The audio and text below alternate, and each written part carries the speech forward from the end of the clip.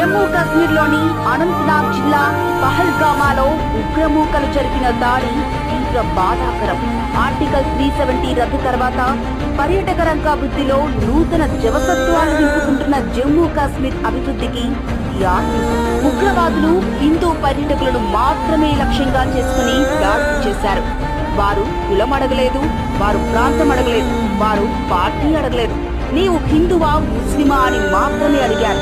హిందువైతే చాలు, నేరుగా చంపేశారు. ఉగ్రవాదులకు మతం ఉంది, ఉగ్రవాదానికి మతం ఉంది. వారి లక్ష్యం హిందువులు. హిందువులారా మేల్కోండి.